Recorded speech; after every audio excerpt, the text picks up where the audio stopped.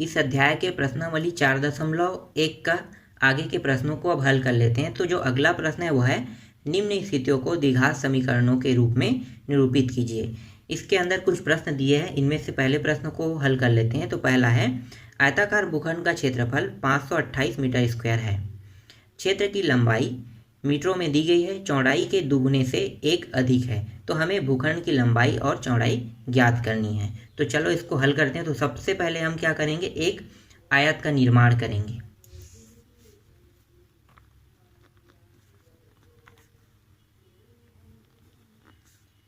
ये रहा एक आयत।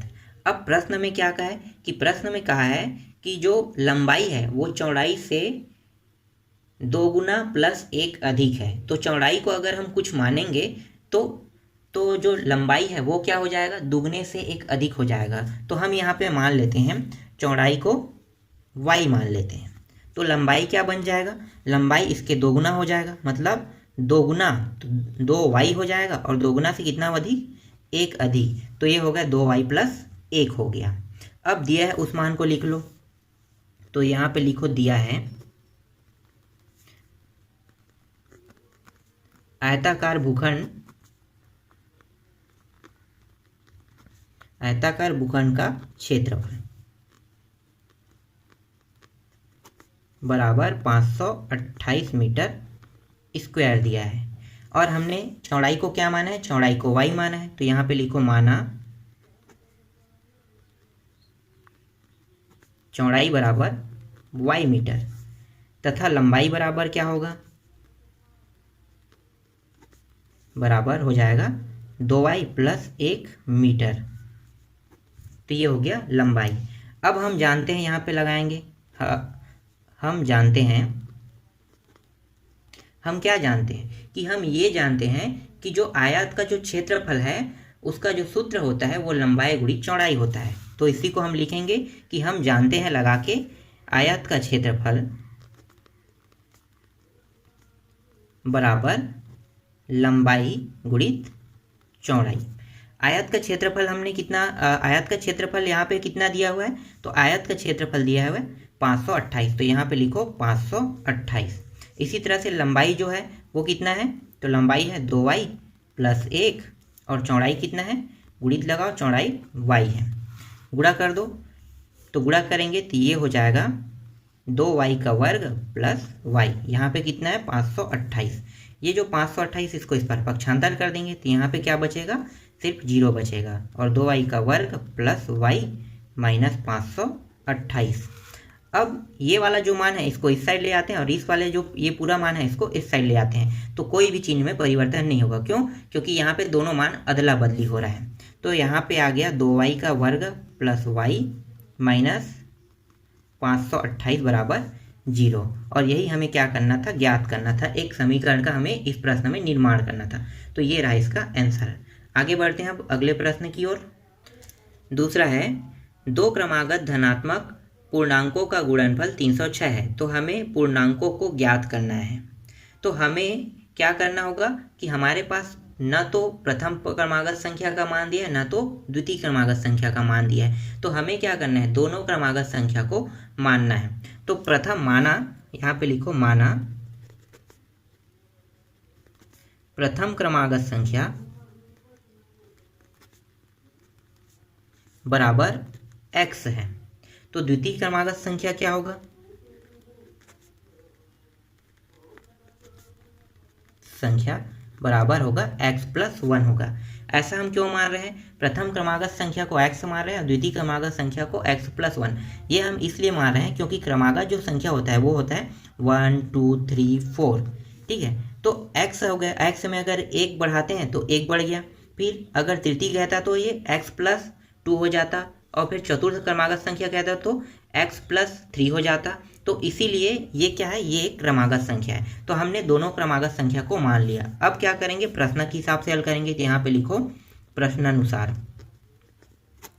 प्रश्न में क्या कहा है कि ये जो दोनों क्रमागत संख्या जिसको हमने अभी माना है, इन्हीं दोनों क्रमागत संख्याओं का गुणनफल होता है 306। तो कर दो। तो प्रथम क्रमागत संख्या x है और द्वितीय क्रमागत संख्या है x प्लस 1 है। दोनों का गुणा हो गया, और दोनों को गुणा करेंगे तो कितना आना चाहिए मान, 306 आना चाहिए। ये हो गया 306। चलो अंदर गुणा करते हैं, तो ये हो गया एक्स वर्ग प्लस एक्स बराबर 306। तो ये हो गया एक्स वर्ग प्लस एक्स, ये जो 306 इसको इस साइड ले आते हैं, तो ये हो जाएगा -306 बराबर 0। और इसका भी आंसर यहाँ पे ज्ञात हो गया। ठीक, ये भी समझ में आ गया। आगे बढ़ते हैं। तीसरा जो प्रश्न है वो है, रोशन की माँ उससे 26 वर्ष बड़ी है, उसकी आयु का गुणनफल अब से 3 वर्ष पश्चात 360 हो जाएगी, हमें रोहन की वर्तमान आयु ज्ञात करना है। तो रोहन की आयु को हम कुछ मान लेते हैं, तो यहाँ पे लिखो माना रोहन की वर्तमान आयु बराबर x वर्ष। तो उसकी माँ की आयु, तो यहाँ पे लिखो रोहन की माँ की आयु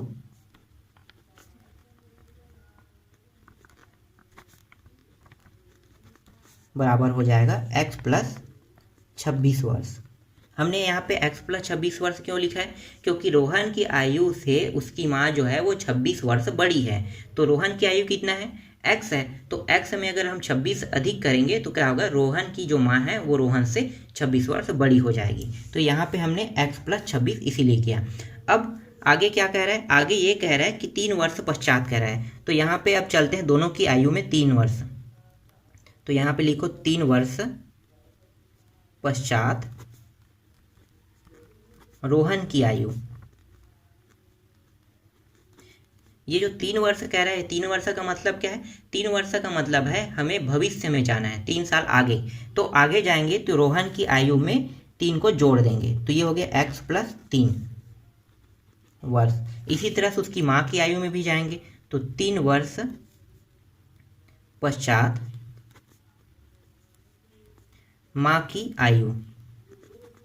माँ की आयु अभी कितने है? वर्तमान जो है वो x प्लस 26 है। अगर हम 3 वर्ष से इसकी भी आयु में जाएंगे तो प्लस 3 कर देंगे, तो ये कितना हो गया? हल कर लो, तो ये हो गया x प्लस 29 वर्ष हो गया। अब प्रश्न के हिसाब से हल करो, तो यहाँ पे लिखते हैं प्रश्नानुसार। 3 वर्ष जब हम आगे जाते हैं दोनों की आयु में, तो दोनों का जो गुणनफल प्राप्त होगा वो प्राप्त हो रहा है 360 प्राप्त हो रहा है। तो दोनों की आयु का गुणा कर दो, तो x प्लस 3 और ये है x प्लस 29, दोनों का गुणा करेंगे तो मान कितना आना चाहिए? 360 आना चाहिए, दोनों का गुणनफल। अब यहाँ पे गुणा करेंगे, कैसे गुणा होगा? ये जो x है वो एक बार इस पूरे पद को गुणा करेगा और दूसरी बार ये जो 29 है वो दूसरी बार इस पूरे पद को गुणा करेगा। तो चलो गुणा कर दो, तो ये हो जाएगा x गुणित x कितना हो गया? x का वर्ग हो गया, फिर ये हो गया 3x प्लस 29 करेगा तो 29x हो जाएगा, प्लस 29 गुणित 3 कितना होता है? 87 होता है, और ये हो गया 360। तो ये आ गया x का वर्ग, यहाँ पे ये दोनों जुड़ रहा है तो जोड़ दो, तो ये हो गया 32x हो गया प्लस 87 बराबर 360। ये 360 को इस पर पक्षांतर कर लेते हैं, तो ये हो जाएगा x का वर्ग प्लस 32x प्लस 87 माइनस 360 हो गया, और यहाँ पे बचा क्या? 0 बचा। ये हो गया x का वर्ग प्लस 32x प्लस, इसको घटा देते हैं, तो घटाएंगे तो ये प्राप्त हो जाएगा 3 प्राप्त होगा, और ये हो गया, तो ये हो गया 273 प्राप्त हो गया। और यहाँ पे जो चिन्ह है वो क्या होगा? चलो यहाँ पे भी माइनस को रख लेते हैं क्योंकि ये माइनस वाला बड़ा है। चलो अब आगे हल करो, तो ये हो गया x का वर्ग प्लस 32x, और ये प्लस माइनस गुणा होकर माइनस हो जाएगा और 273 आ जाएगा बराबर 0। ये भी आंसर एक प्राप्त हो गया। चलो अब लास्ट प्रश्न को भी हल कर लेते हैं। अंतिम प्रश्न है, एक रेलगाड़ी 480 किलोमीटर की दूरी समान चाल से तय करती है। यदि इसकी चाल 8 किलोमीटर प्रति घंटा कम हो जाती तो वह उसी दूरी को तय करने में 3 घंटे अधिक समय लेती है। तो रेलगाड़ी की चाल ज्ञात कीजिए, मतलब ज्ञात करनी है। तो यहाँ पे लिखो, दिया है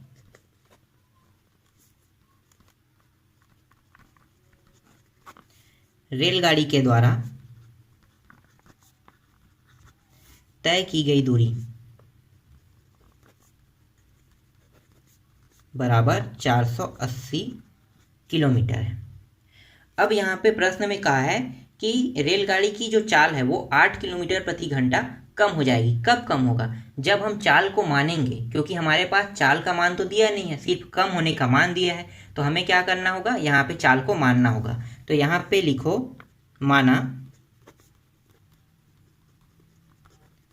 रेलगाड़ी की चाल बराबर x किलोमीटर प्रति घंटा है। और यहाँ पे हमें जो सूत्र लगाना है इसको हल करने के लिए, वो सूत्र है समय बराबर दूरी बटा चाल। हमें इसी सूत्र से इस प्रश्न को हल करना है। तो चलो अब आगे हल करते हैं। तो यहाँ पे जो चाल है वो 2 बार चेंज हो रहा है। पहली बार जब ट्रेन चलती है तो 480 की स्पीड में जा रही है, तो उसकी जो चाल है वो x किलोमीटर प्रति घंटा रहेगी। लेकिन जब दूसरी बार वापस जब ट्रेन चलेगी उतनी ही दूरी को, तो उसकी चाल जो है उसमें कितने की कमी आ जाएगी? x माइनस 8 की कमी आ जाएगी। तो कैसे हल होगा? तो चलो इसको अब हल करते हैं। तो यहाँ पे समय जो है वो 2 बार निकलेगा, क्योंकि वो जो ट्रेन है वो 2 बार चल रहा है। तो पहली बार जब ट्रेन चल रहा है तो ये समय को हम t से दर्शाते हैं, इसको हम t1 दे देते हैं नाम। तो जो दूरी है वो कितना है? 480 किलोमीटर की दूरी को तय करना है, और चाल पहली बार क्या है? x है। तो ये आ गया पहला समीकरण। इसी तरह से जब ट्रेन दूसरी बार जा रही है, तो दूसरी बार जा रही तो जो दूरी है वो तो 480 किलोमीटर रहेगा, लेकिन चाल जो है वो कम हो जाएगा। कितना कम हो जाएगा? x माइनस 8, मतलब 8 किलोमीटर प्रति घंटे जो चल रही है, ये जो ओरिजिनल चाल है उस चाल से कम हो जाएगा। तो ये आ गया दूसरा समीकरण। अब प्रश्न के हिसाब से हल करते हैं। तो यहाँ पे लिखो प्रश्नानुसार। प्रश्न में क्या कहा है कि दूरी को तय करने में 3 घंटे अधिक समय लेती है। तो अधिक समय कौन ले रहा है? t1 ले रहा है कि t2 ले रहा है? तो t2 अधिक समय ले रहा है, क्योंकि उसकी जो चाल है वो 8 किलोमीटर प्रति घंटे कम हो रही है। तो t2 जो कम ले रहा है, मतलब जो दूरी अधिक जो समय अधिक ले रहा है, उसमें हम क्या करेंगे? जो समय कम ले रहा है उसको घटाएंगे। तो समय अधिक लेने वाला जो मान है, समय अधिक ले रहा है वो है t2 में हम t1 को घटा देंगे। तो कितना अधिक हो जाएगा समय? 3 घंटे अधिक समय ले रहा है t2 के द्वारा। इनके मानों को यहाँ पे रख दो। तो ये हो गया 480 x माइनस 8, ये हो गया 480, और ये हो गया x बराबर 3। तो यहाँ पे देखो नीचे के दोनों मान बराबर नहीं है, तो क्या करेंगे? गुणा कर देंगे। तो गुणा करेंगे तो ये हो जाएगा x वर्ग माइनस 8x हो जाएगा। इस x का यहाँ पे गुणा करेंगे तो ये हो गया 480x हो जाएगा, और ये माइनस इसका यहाँ पे गुणा करेंगे तो ये हो जाएगा 480, फिर x का गुणा, ये x हो गया, फिर इसका गुणा भी होगा किसके साथ? 480 के साथ। तो माइनस ये आ जाएगा 3840, आ गया 3840 बराबर 3। ये जो नीचे में जो मान है इसको तिरिया गुणा करके हम यहाँ ले आते हैं। तो यहाँ पे बचेगा 480x, ये जो माइनस इसका अंदर गुणा कर देंगे तो ये हो जाएगा 480x plus minus minus plus हो गया, ये हो गया 3840 बराबर 3 के साथ गुणा हो जाएगा x का वर्ग माइनस 8x का। यहाँ पे देखो दोनों मान जो है बराबर है, प्लस माइनस में, इसलिए ये कट गया। यहाँ पे बचेगा क्या? 3840 बचा, और यहाँ पे इस 3 का अंदर गुणा कर देंगे, 3x स्क्वायर और 8 तिया 24x हो जाएगा। ये जो मान है इसको इस पर पक्षांतर कर देंगे, यहाँ पे बचेगा 0, ये हो गया 3x वर्ग माइनस 24x माइनस 3840। अब इसे क्रम को बदल लेते हैं, ये वाला मान उस साइड, उस वाले मान को इस साइड ले आते हैं, तो कोई भी चिन्ह में परिवर्तन नहीं होगा क्योंकि दोनों का अदला बदली हो रहा है। तो 3x वर्ग 24x माइनस 3840 बराबर 0, ये रहा इसका आंसर।